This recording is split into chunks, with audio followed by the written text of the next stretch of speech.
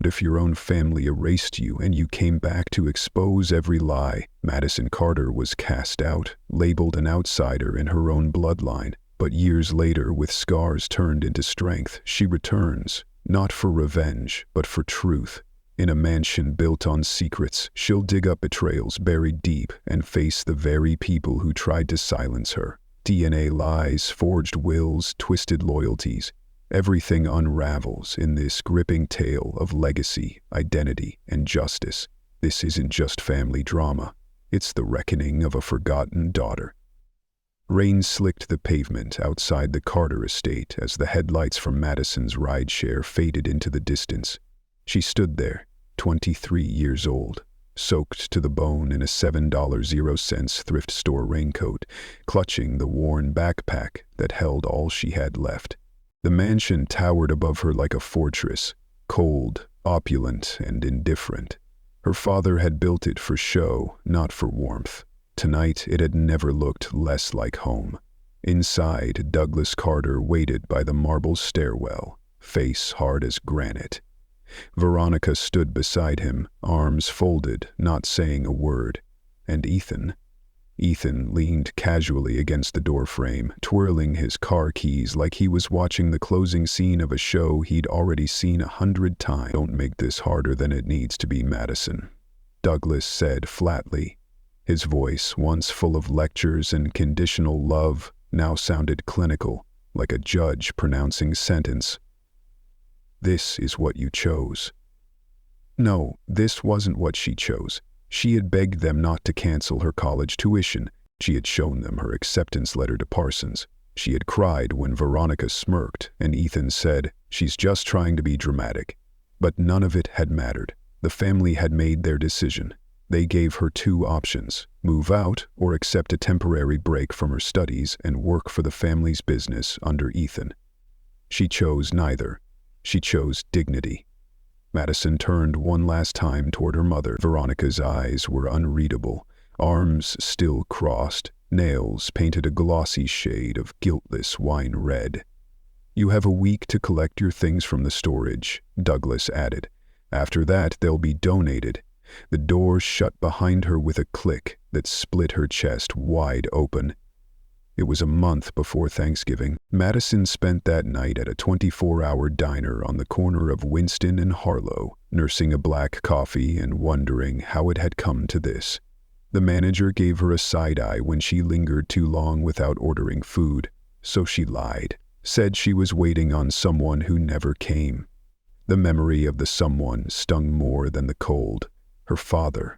He was supposed to come to her senior showcase. She had worked all semester on that digital sculpture installation, hours of code and sleepless nights. He never showed. Ethan got food poisoning that morning, and suddenly no one else existed. That had always been the pattern. Ethan cried. The world stopped. Madison cried. She was being too sensitive. Ethan failed his exam. Tutors were hired. Madison got straight A's. Don't get cocky, sweetie. The emotional math never added up. What they didn't know was that Madison wasn't planning to come back. Not then. But life, in all its irony, had other plans. 2 years later, a letter would arrive. Not from Douglas, not from Veronica, but from a man she barely remembered from childhood. A name mentioned in whispers and warnings. Uncle Raymond, the one who left the family. The disgrace, the unstable veteran. He had found her through an old art blog she barely updated anymore. The letter was handwritten, kind, curious. It ended with a line that made her hands tremble. "I should have written sooner. Your mother would have wanted me to help." Madison stared at it for a long time, because her mother wasn't Veronica. And that truth was only the first crack in a foundation about to crumble. Madison kept the letter folded beneath her pillow for days, rereading Raymond's words late into the night, as if they might change with each passing hour. Her current apartment, if it could even be called that, was no more than a studio above a laundromat in Newark. The walls were thin, the heat unreliable, and the sounds of spinning dryers often lulled her to sleep. But it was hers. earned through late-night shifts delivering groceries and freelance design gigs scraped off message boards. She'd made it without them. But even now, the ghost of Veronica's laugh haunted her thoughts. Sharp, dismissive, always trailing behind Madison like a shadow she couldn't outrun. She remembered being 10 and asking why none of her baby pictures were in the hallway frames like Ethan's. Veronica had smiled sweetly and said, "Maybe you just weren't as photogenic, darling." It had taken Madison years to realize that wasn't a joke. It was conditioning. Raymond's letter hinted at a woman who wasn't cruel, who wasn't cold, a mother who loved art, who hummed jazz in the kitchen and hated the way Douglas made decisions like God passing judgment. A mother Madison had no memories of, because she had been erased. Madison called the number at the bottom of the letter one cold Thursday evening. The voice that answered was deeper than she remembered, roughened by time and maybe regret. Raymond's tone was cautious but kind, like someone holding out a hand across a bridge he wasn't sure was still there. "I wasn't allowed to visit after you turned 5, he admitted. "Douglas said I was a bad influence, that I shouldn't confuse you." "Confuse me how?" He hesitated, then said simply, "With the truth." And so the floodgates opened. Over the next few weeks, Raymond sent more than just letters. He forwarded scanned court records, old photographs, one of a young woman with Madison's eyes, holding a toddler on a beach in Maine. Her name was Jessica Monroe, her real mother.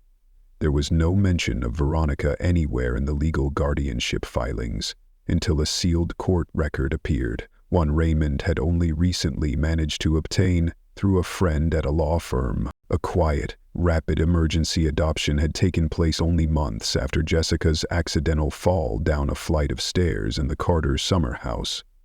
The case had been ruled closed. No foul play suspected, but Madison felt it deep in her bones.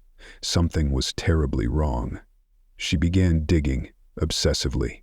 Her laptop became a battlefield of open tabs, real estate transactions, archived newspapers, property tax records. She searched for anyone who remembered Jessica, a former neighbor, a nurse, even a retired private investigator who once worked for Raymond and still lived out in Vermont. And then came the file. An unmarked padded envelope slipped under her apartment door one Sunday morning. Inside was a USB drive and a single note. "You didn't hear this from me." On the drive was a voice memo, garbled, old, clipped in places, but unmistakable. It was Veronica's voice. "Douglas says we don't have time to wait. She's young enough, she'll forget. We just have to make it look like she always belonged here." Madison's throat tightened as the words settled over her like a noose. She had always felt like an intruder in her own life. Now she knew why. For 23 years she had been living someone else's script, written by a man who saw her as a liability and a woman who saw her as a placeholder, but no more. The final straw came when she saw the Carter Foundation's holiday gala announcement, a black tie affair, Ethan as keynote speaker, Veronica named as Philanthropist of the Year, Douglas grinning next to a check for a children's art scholarship, named in Jessica Monroe's honor. It wasn't just hypocrisy, it was mockery. Madison closed her laptop with shaking hands. The plan wasn't fully formed, but the flame had been lit. She wasn't coming back for revenge. She was coming back for the truth, and this time, they'd have no choice but to see her. The train slid into Union Station under a gray November sky, its arrival marked by a long, tired screech of steel. Madison stepped onto the platform with a duffel bag slung across one shoulder and a folder clutched in her arms. Inside the folder, printed emails, newspaper clippings, notarized copies of court records, and tucked in the very back, a photograph of a young woman at a beach in Bar Harbor, Maine, smiling down at a toddler with curly brown hair. She hadn't planned to come back to D.C. so soon, or ever really, but Raymond had arranged the meeting and there was no more time to hesitate. As she exited the station, the air bit at her skin, and the wind tossed her coat open like a warning. The city was buzzing with its usual pace. Lawyers in wool coats, political aides barking into phones, tourists half lost. Yet everything around her felt hollow, like a set piece for a life she was just beginning to reclaim. Raymond was waiting across the street in a dark Ford parked under a dying oak tree.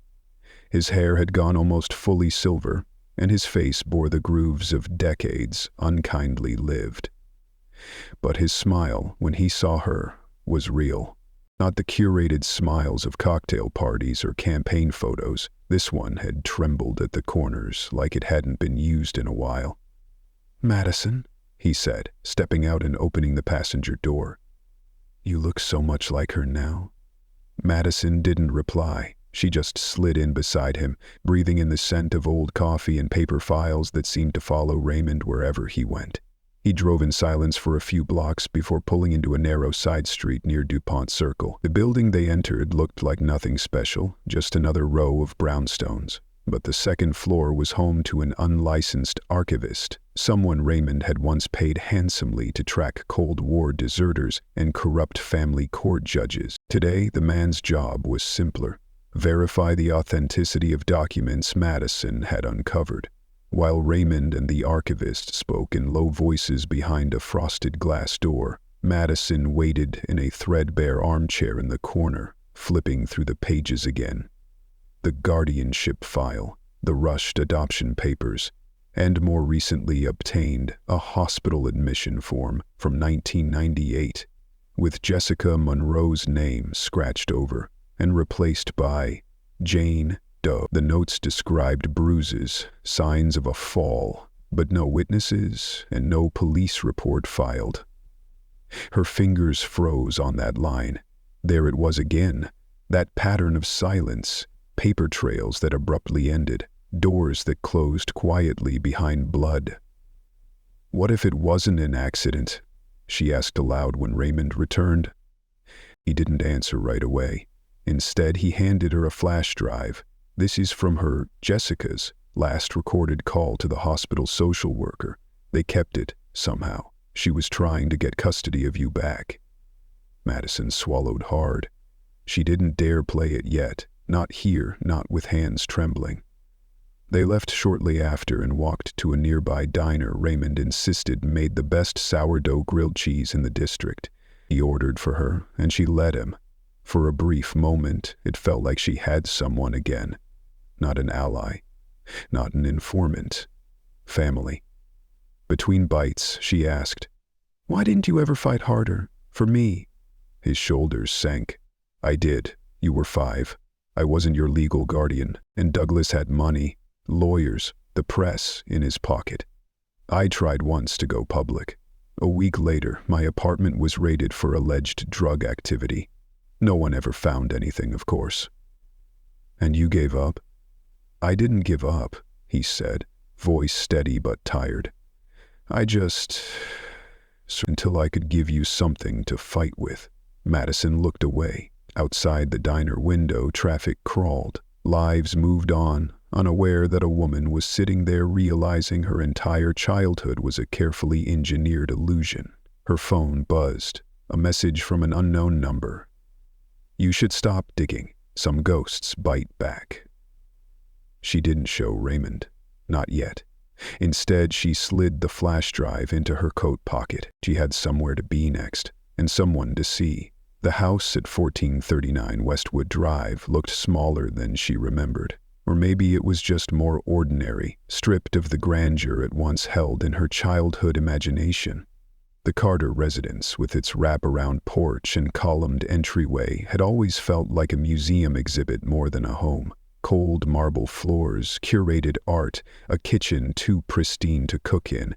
Now, standing across the street in the fading afternoon light, Madison couldn't shake the feeling that the house itself was watching her. She hadn't told Raymond she was coming here. He would have stopped her, said it was too soon, too dangerous. But Madison had never been good at waiting for permission, not after years of being silenced, pushed out, forgotten.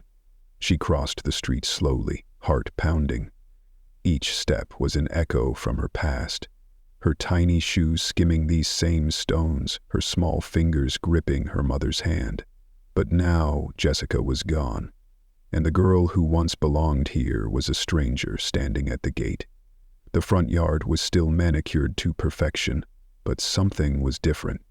A for sale sign lay face down near the hedge, and the porch light flickered sporadically like a nervous tick. Madison approached the door and pressed the bell. Nothing. She knocked. Footsteps. Then silence. She was about to turn away when the door creaked open, revealing Veronica. Madison hadn't seen her in over a decade, but time had only sharpened her sister's edges. Veronica was elegance wrapped in steel, blonde hair pulled into a tight chignon, cream cashmere sweater dress, a glass of wine already in hand at 4 in the afternoon. "Well," Veronica said, her voice dry. "This is either a haunting or a very elaborate form of trespassing." "I'm not here to argue," Madison replied calmly. "I just want to talk." Veronica studied her for a moment. "You've got some nerve, Maddie, after what you did." "What I did?" Madison stepped forward, voice still low but firm. "You mean existing? Being born?" Veronica didn't move. The silence stretched, heavy with old wounds. Finally, she stepped aside. Inside, the house looked like a showroom. Not a picture frame out of place, not a speck of dust on the polished wood. Madison felt like she was stepping into a frozen version of her childhood. They sat in the living room, separated by a coffee table and years of betrayal. "You shouldn't have come back," Veronica said after a long pause. "Dad's not well, and he doesn't need this." "This being the truth?" Veronica's eyes narrowed. "You don't know the whole story. That's why I'm here, to learn it." Veronica took a sip of her wine, then set it down with an audible clink. "You think it's going to change anything? Jessica's dead. The will is done. This house, this family, isn't yours anymore." "I never wanted the house," Madison said. "But I deserve answers, starting with why she was trying to get custody of me again and why she ended up in the hospital under a fake name." Veronica stiffened. "Where did you get that?" Madison didn't answer. Instead, she reached into her coat pocket and pulled out a folded copy of the intake form. Veronica's eyes scanned it, and for the first time her composure cracked, just slightly. "She was unstable," Veronica whispered, more to herself than to Madison. "She had episodes you wouldn't remember. You were too young." "She was scared," Madison replied, her voice trembling now. "And someone made sure no one listened to her." Veronica stood abruptly. "You need to leave. Now." Madison didn't move. "Who covered it up, Veronica? Was it Douglas? You?" "I said get out." They stared at each other, two women from the same bloodline staring across the wreckage of a family built on silence and curated lies. Madison finally rose, pocketing the form again. "This isn't over." As she reached the door, she noticed something odd. An envelope tucked under a porcelain lamp on the sideboard. It bore Jessica's handwriting. Later, in the rental car, Madison opened it with trembling fingers. Inside was a single line, written in ink that had smudged slightly. "Trust only the one who gave you your name." The words haunted her the entire ride back to her motel. Because Douglas hadn't chosen her name, Jessica had. Sunday mornings in Oak Ridge were the kind of serene that made secrets feel out of place. A breeze rolled gently through the elms lining Main Street, the smell of brewed coffee and maple syrup wafting from the corner cafe. Madison sat at a small table on the patio of Gracie's brunch, fingers nervously skimming the rim of her mug as she waited. She had chosen this place on purpose. Neutral ground, public, pretty enough to disarm, but her stomach was a knot of anticipation as she glanced at the empty seat across from her. 10 minutes late. She didn't blame him. If roles were reversed, she wouldn't have come either.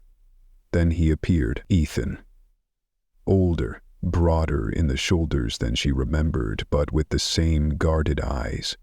His jaw was tighter now, the easy charm of youth replaced by something more grown, more tired.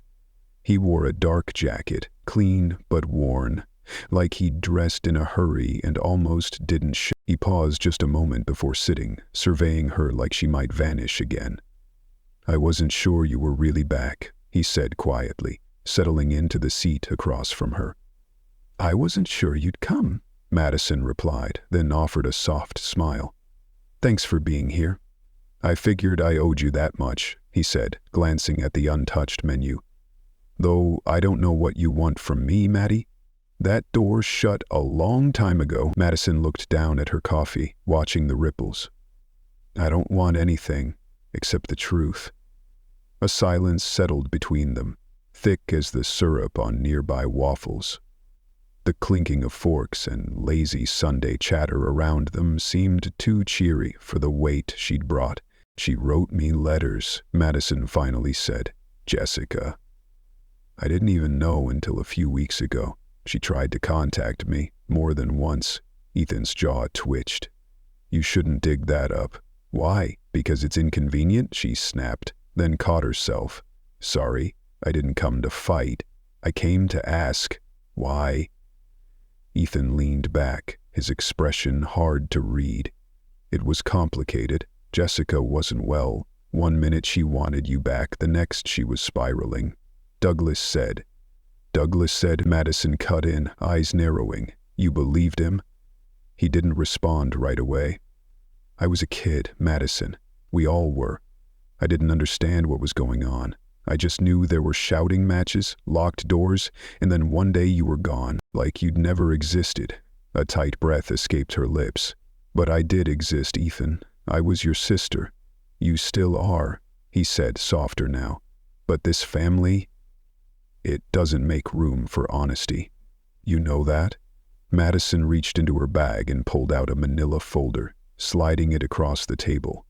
Ethan glanced down, hesitated, then flipped it open. Inside, medical records, custody forms, and a single image. An ultrasound labeled with Madison's name. His brow furrowed. "Where did you get these?" "She kept everything," Madison said. "Jessica. In a safety deposit box under a different name. Raymond helped me find it." Ethan sifted through the papers, his face pale. This says she tried to regain custody, that she claimed Douglas manipulated the courts." "She wasn't lying," Madison said quietly. "I think she was silenced." Ethan exhaled, sinking into his chair like the wind had left him. "You think she was killed?" "I think she knew something dangerous, and someone didn't want her to speak." For a long moment they just sat there, two people tethered by blood and loss. Then Ethan said, almost in a whisper, "There was a night, maybe a year before I heard her on the phone with someone. She was crying, saying she couldn't live with the guilt anymore, that if she didn't tell you everything soon, it'd eat her alive." Madison's heart clenched. "And you never told anyone?" "I didn't know what it meant," he said. "But I can help you now if you're serious." "I'm beyond serious." Just then, a shadow fell across their table. Madison looked up and froze. Veronica stood there, perfectly poised in sunglasses and a silk trench coat, her smile tight as a vice. "Brunch," she said coolly. "How cozy." Ethan tensed. Madison remained still. "Mind if I join?" Veronica asked, already pulling out the chair. The storm had found them, and it brought its own agenda. Veronica slid into the empty chair like she owned the table, her polished nails smoothing down the front of her coat with calculated grace.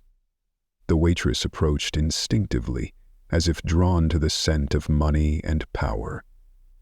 "I'll have the grapefruit mimosa," Veronica said, not bothering to glance at the menu. "And whatever pastry the chef recommends." The moment she dismissed the waitress, she turned her gaze to Madison with a smirk. My, Madison, isn't this quite the reunion? You, Ethan, and a folder of secrets on a Sunday morning. Sounds like a bad podcast episode. Madison didn't flinch. Cut the performance, Veronica. You followed me here. Please, Veronica said, tilting her head. It wasn't hard. You always had a predictable weakness for public confrontation. Just like your mother. Ethan stiffened. Don't talk about Jessica. Veronica's smile didn't falter. Why not? We all loved her. Well, in the way one might love a moth circling a flame. You know, beautiful, fragile, destined to burn. You're disgusting, Madison muttered. And you're still dramatic, Veronica replied, unfazed. What exactly are you hoping to achieve here? You think waving around some dusty documents is going to undo what's already been decided? No, Madison said, leaning in. But it might be enough to make people ask the right questions. Veronica's lips curled. Be careful, sweetheart. You might not like the answers. Madison's eyes didn't move. I want the truth, even if it burns everything down. For a split second, something flickered behind Veronica's perfectly made-up face. Fear, or perhaps just annoyance. Then she leaned forward slightly, lowering her voice. You want to know what really happened to your mother? You want to know why no one came looking for you after she died? Her eyes slid to Ethan. Ask your big brother here. He was old enough to understand the cost of silence. Ethan's mouth tightened. Stop playing games. No games, she said sweetly. Just family politics. Something Madison here never truly understood. This world doesn't reward sentiment. It rewards control. She pulled a small envelope from her bag and slid it across the table. Since we're trading files today, consider this my gift. Madison opened it cautiously. Inside was a glossy photo, her mother, Jessica, standing outside a clinic, talking to a man Madison didn't recognize, but something about his posture, the way Jessica leaned toward him, was intimate. That was taken 2 weeks before Jessica's accident, Veronica said softly. That man, not Douglas, not your father, but definitely someone who would blow this whole charade wide open. Madison looked up, eyes narrowed. While give this to me. Veronica shrugged. Because Douglas isn't the only one who kept secrets. And if you're going to start a fire, darling, you might as well burn the whole forest. The waitress returned with Veronica's drink. She took a slow sip, savoring the citrus like it was victory, then stood. Oh, and one more thing. If you keep dragging up the past, you'd better be ready for what it drags with it. Her gaze lingered on Ethan. Some of us made peace with what had to be done. Don't ruin that. She walked away, heels clicking against the pavement like punctuation marks at the end of a threat. Madison sat frozen, fingers clenched around the envelope. What the hell just happened? Ethan asked quietly. We just got a lead, Madison replied. A dangerous one? Ethan looked pale. Do you really think Douglas had Jessica killed? I think, Madison said slowly, that Douglas was afraid of something she knew, and I think Veronica's just handed me the first thread to pull. Ethan hesitated, then reached into his jacket pocket and placed a folded note on the table. I didn't know if I should show you this, he said. It came in the mail last month. No return address. Madison unfolded the paper. One line typed in block letters. She never slipped. She was pushed. Her breath caught.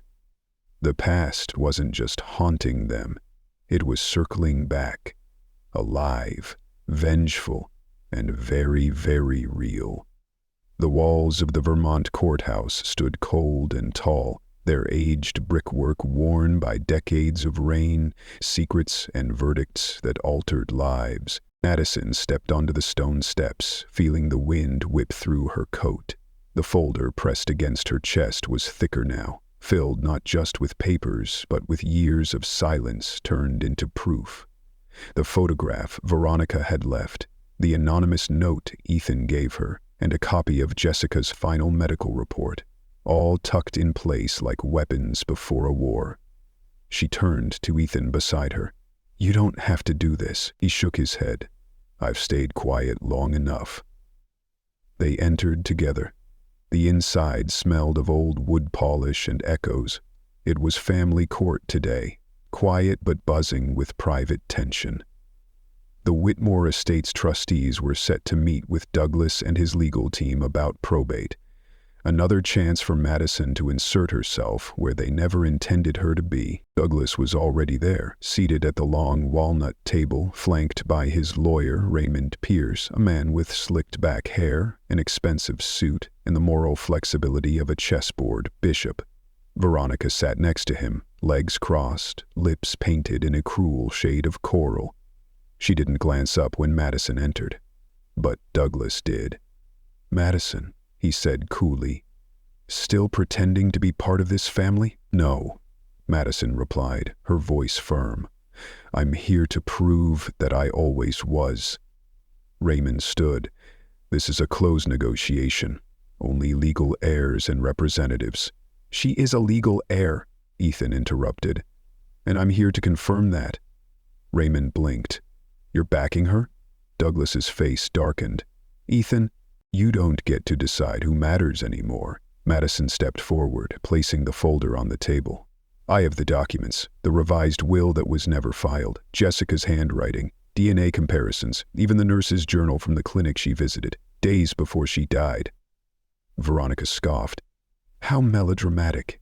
You think dragging out old papers will erase your mother's instability?" Madison's fingers curled. "My mother wasn't unstable. She was silenced." Douglas stood up then, voice low and sharp. "That's enough. This ends now."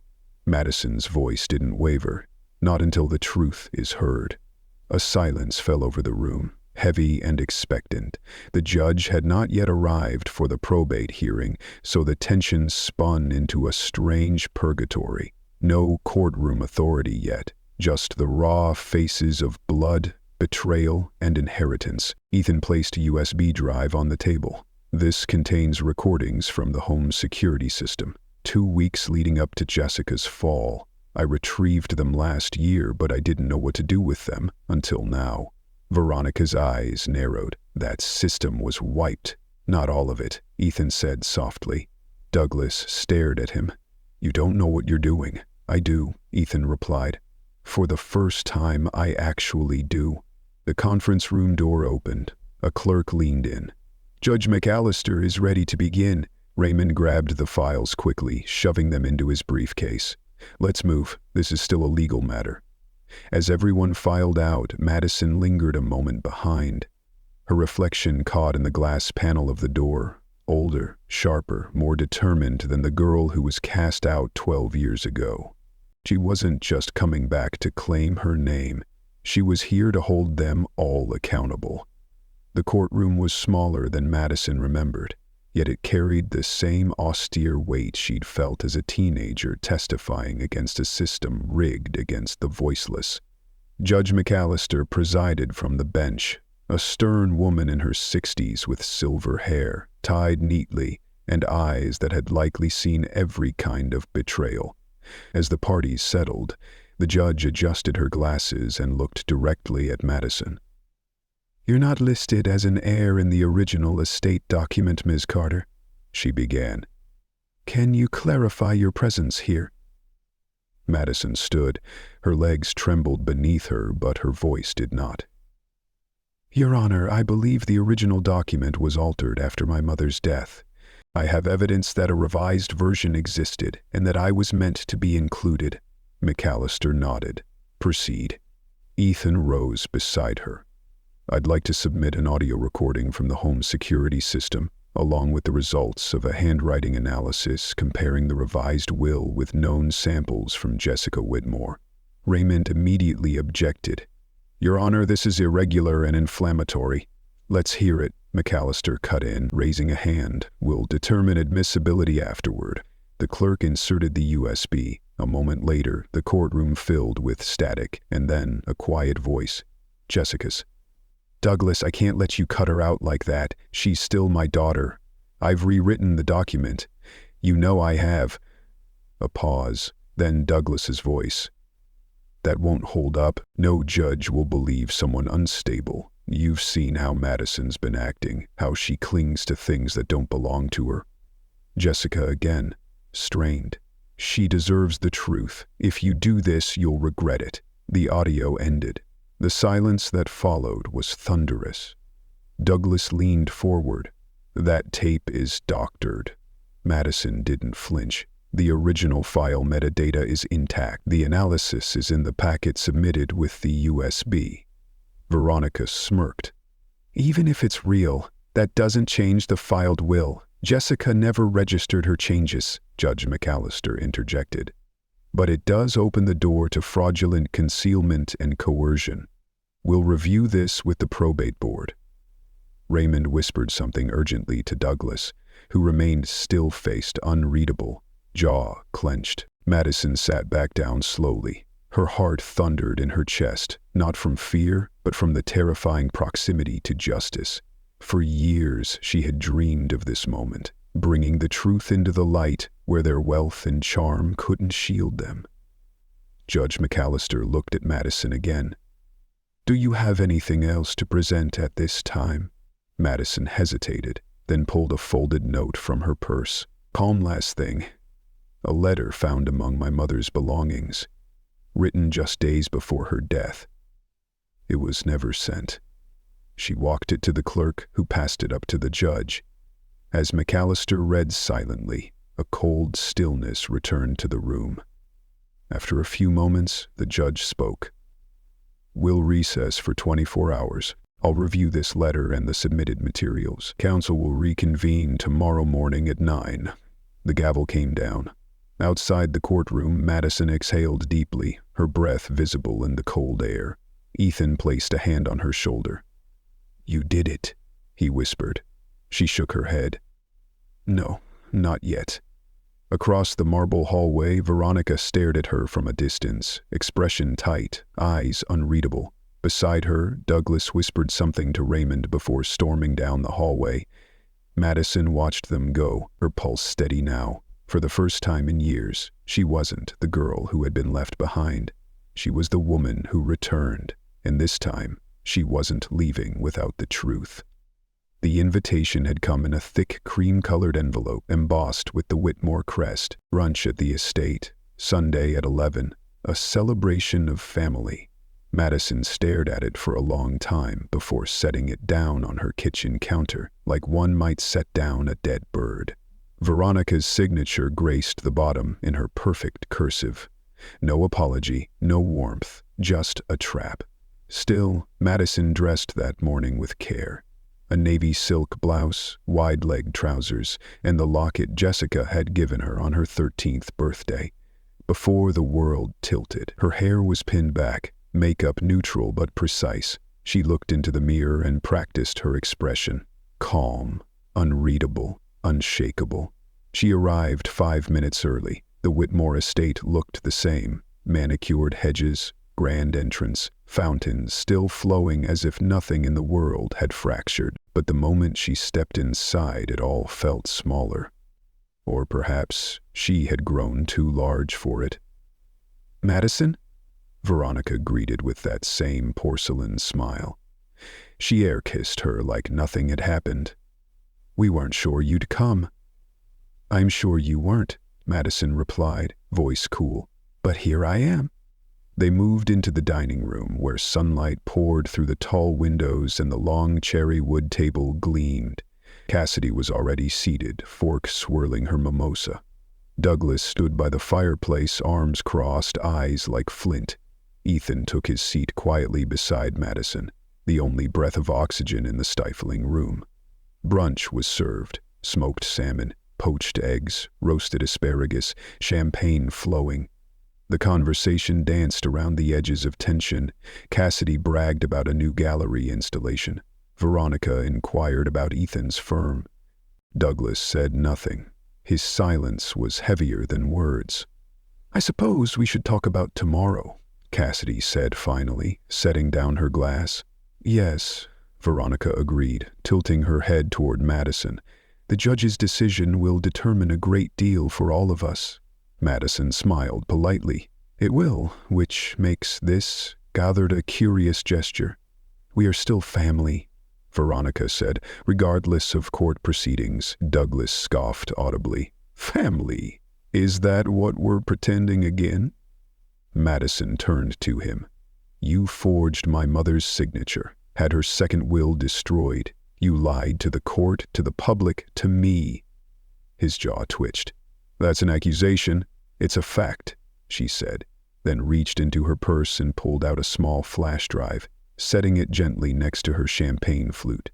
"This holds the video from the estate's surveillance system. Footage from the night my mother died. It shows you entering her study. It shows you removing a folder from her safe." The air in the room thinned. "You think you can intimidate me with edited footage?" Douglas said. "I think the truth has a way of surviving, even when people try to bury it." Cassidy stood abruptly. "This is ridiculous." "No," Ethan said, voice steady. "What's ridiculous is that the same people who tore this family apart are now acting like brunch can glue it back together." Veronica's expression fractured slightly. She reached for her wine, her hands trembling. "What do you want, Madison? You have your narrative, you have your drama. What is it you're after?" Madison looked at her directly. "I want what my mother wanted, the truth to outlive the lies." She didn't raise her voice. She didn't need to. Outside, a crow landed on the windowsill, staring in as if to witness history remaking itself. The brunch went cold. And still, no one reached for the USB. Madison stood from her chair, slowly, deliberately. The room seemed to hold its breath. Her fingers grazed the flash drive again, then withdrew. Not as a but a promise. She didn't need to explain what was on it.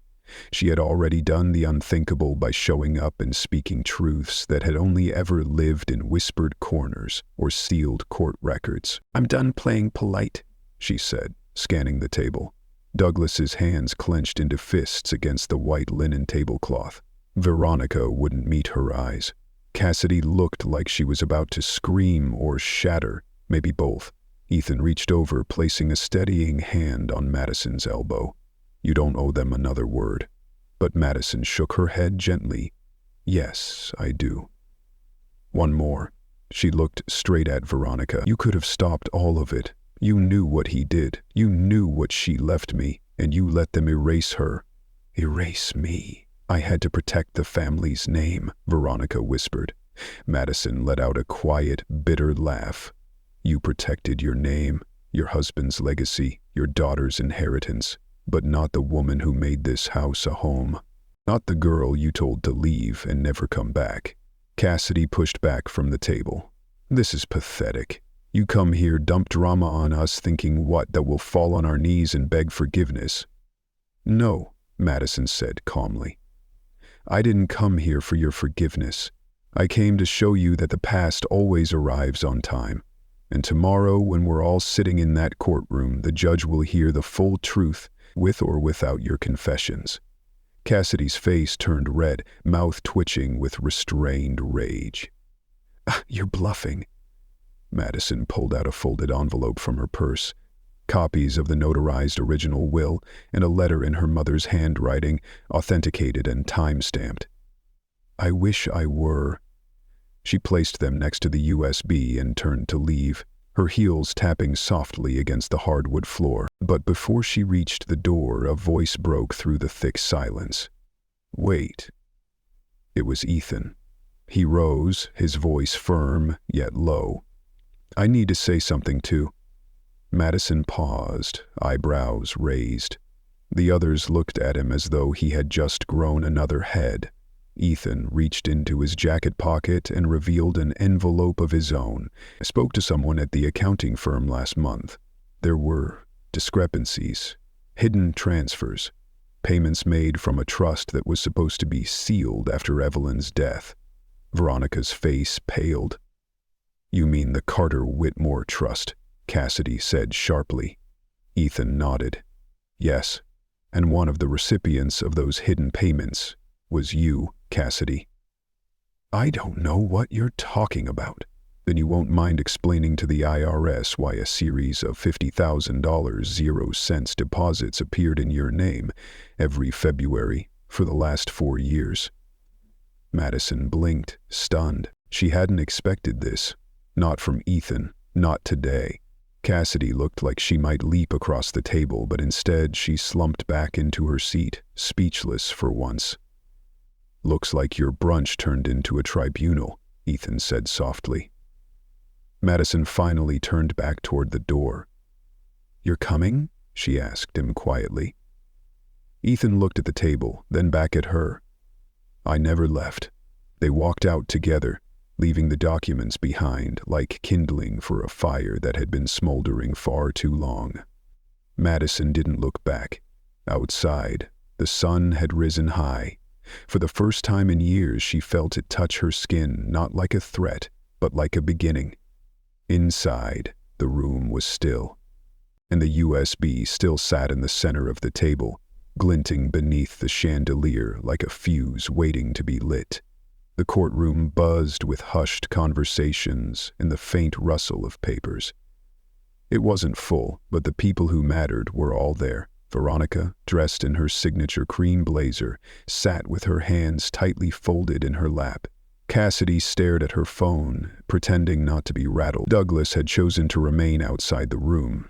His health, they claimed, was too fragile. Madison wasn't sure if that was true or just another excuse to avoid accountability. She sat alone at the plaintiff's table, a quiet strength radiating from her stillness.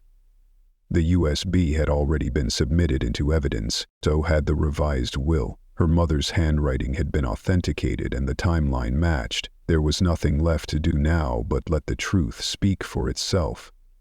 The judge entered. Everyone stood. Then silence. It was Ethan who took the witness stand first. He recounted the financial discrepancies, the documents he discovered, the pattern of silencing and manipulation. When he spoke, he didn't look at Cassidy or Veronica. He looked at the judge, at Madison, at the truth laid bare. Then came the unexpected. "I request permission to introduce a new piece of evidence," Ethan said. "It's an audio recording found in a storage locker, rented under Evelyn Carter's maiden name." The judge looked skeptical. "Is it authenticated?" "It's been analyzed and matched to Evelyn's voice. The metadata confirms it was recorded 1 week before her death." A pause, then a nod. Madison's pulse quickened. The recording played. Evelyn's voice crackled to life, gentle, deliberate, and weary. "If something happens to me, if this never reaches the court, please know that I never stopped fighting for my daughter. Madison deserves everything they've tried to take. This trust was built for her, and if Veronica tries to bury this, you'll know why."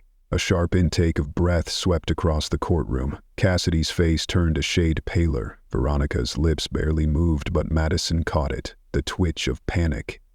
"I didn't know she recorded that," Veronica whispered, almost inaudibly. Madison wanted to scream, cry, collapse, but she didn't. Instead, she looked down at her hands, steady, grounded, and remembered who she had become. The prosecution rested. Then came the defense. Veronica took the stand reluctantly, her lawyer by her side.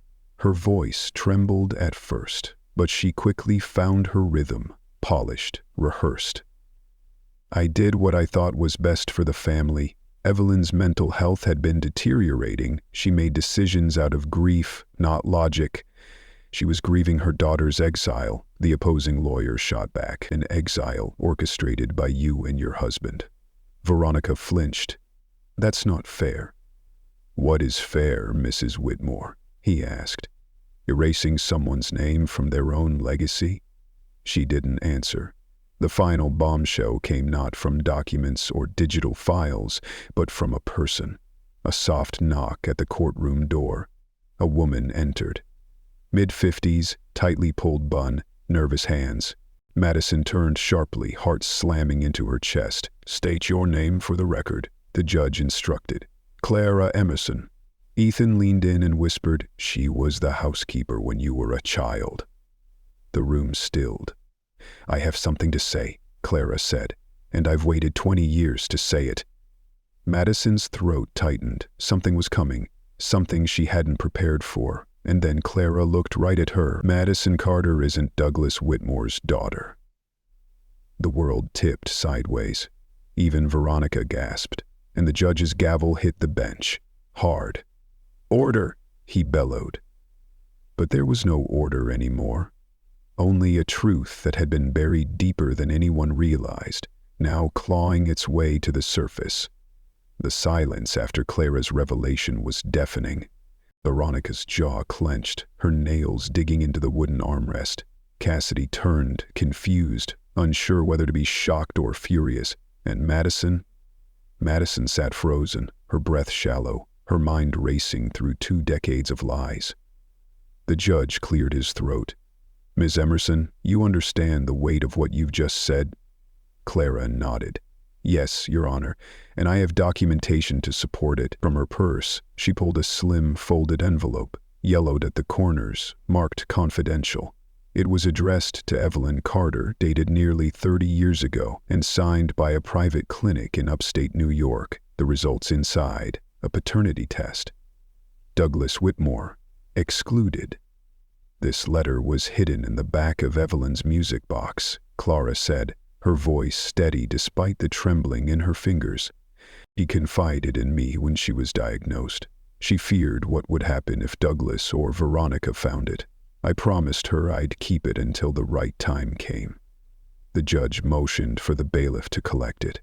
Madison couldn't move. Every anchor she'd clung to, every part of the identity she'd rebuilt, was cracking open. She wasn't Douglas's daughter. She had fought for a legacy that was never hers by blood. And yet, she felt no shame, only clarity. Cassidy stood abruptly. "This doesn't change anything. She's still not entitled to what our family built." "Sit down, Ms. Whitmore," the judge warned, but she didn't listen. "She's a fraud, a stranger, she's nothing." Madison rose slowly from her chair. Her voice, when it came, was calm. "You all made me nothing, but I didn't come here for your inheritance. I came for the truth, and now the world knows it." She turned to the judge. "Your Honor, I'm withdrawing my claim to the Whitmore Trust." Gasps rippled through the courtroom. Even Ethan stared at her, stunned. "I don't want their money," Madison continued. "I want their silence shattered, their lies exposed. That's enough for me." The judge leaned back in his chair, absorbing the gravity of her words. "In that case, I'll rule accordingly. The trust's contents will be frozen until further review, but the evidence and testimony today will be submitted for legal record." Veronica remained seated, expression unreadable. Cassidy stormed out without a word. Ethan walked to Madison and placed a hand on her shoulder. "You sure?" he asked quietly. Madison nodded. "Yes, I never needed their name to know who I am." They walked out of the courthouse together. The sun was bright, and the autumn wind carried a bittersweet chill. For the first time in years, Madison felt weightless. Outside, reporters shouted her name. Cameras clicked. Questions flew. She paused only once, looked into a lens with a calm, unwavering gaze, and said, "My name is Madison Carter. I was never a Whitmore. But I'm no less worthy of truth." Then she kept walking. That night, she returned to her small apartment in Brooklyn, where Zoe waited with 2 cups of tea and the familiar scent of cinnamon. "I saw it all," Zoe said gently, wrapping Madison in a hug. "You were brilliant." Madison smiled, exhausted. "I just needed them to know. I just needed me to know." Weeks later, she received a letter, not from Veronica or Cassidy, but from Douglas. Handwritten, shaky, bitter, it read, "You should have stayed gone. You were never mine to begin with." She folded the letter, tucked it away in a drawer, and never opened it again, because what mattered wasn't what he said. It was that she no longer needed his name to claim her own.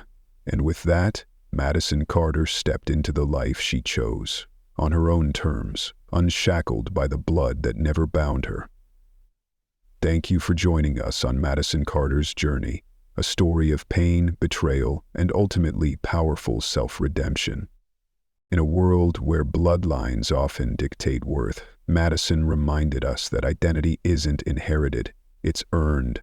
Her courage to confront a legacy built on lies and her grace in walking away from it all leaves us with a powerful truth. Sometimes the bravest thing you can do is not fight for what was taken, but choose what you truly deserve.